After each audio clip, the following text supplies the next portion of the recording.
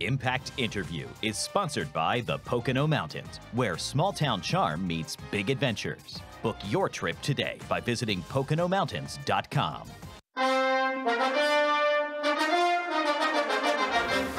Well, welcome back. Time for our Impact Interview. And I think I speak for all of us when I say viewer feedback is usually, yeah, sure, we enjoy watching you guys, but the guests are phenomenal. Tom, you tell me that all the time. All the time I get it. Hey, who's your guest? Who was your guest this week? I hear it all the time.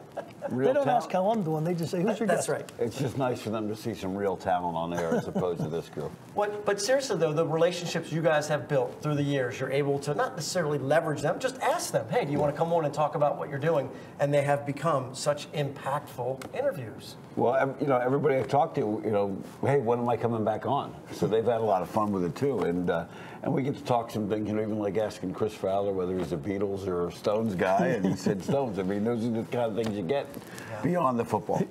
It really is something, because just to get them out of their element a little bit to come on our show. Yeah. All right, well, look, it's the final weekend of the year, so it's a perfect time to look back. Here's a compilation of some of our more impactful interviews of the season. I feel like this is a recruiting visit that never happened with Jay and Coach Bradley there. So, I'm happy to be with y'all. It's great to be here. Especially service to the troops for me was the most significant, most important part of my position. I'm a huge patriot, as you guys know. I know you are too. And being able to travel to Kuwait and Iraq and visit the troops there for almost 2 weeks in country, that was truly the honor of a lifetime. That's enough soft talk about, you know, being nice to Penn State. Yeah. Let's, you know. That's right. And look, we got some hard questions. You think those White House pool reporters were tough? Wait till you get a load of Tom Bradley. That was, gosh, 10 years ago that we started beer sales, and I'd say there's probably, you know, I don't know, 30, 40 schools that since then have done the exact same thing. And it hasn't caused any issues at all. I just want you to know, I don't remember the 1995 game. I just remember the 1994 and the 1996 game, okay? I love both of those programs. I think it's been fun to see what Lincoln's done with USC and what Chip's been doing with UCLA. So, look, I know we're going to be seeing them a lot. I won't be able to drive to practice as easily, which is a little bit of a bummer. But I think the growth of the Big Ten is exciting, and I grew up in Minnesota, so Big Ten country is all I've known. Is there a moment or game that really stands out for you during your time at Penn State? You know, from the games at Beaver Stadium, a couple come to my mind. Obviously, you know, some of the whiteout games that we had. Obviously, we had the victory over Ohio State with the blocked field goal. The one over Michigan where we kind of came out the gates firing, and you know, they just got the crowd in and immediately. So I mean, those were great ones, great memories that I have. But one of my favorite ones was just the last game, you know, senior day in Beaver Stadium against Maryland. Always nice to be with you guys, hanging out.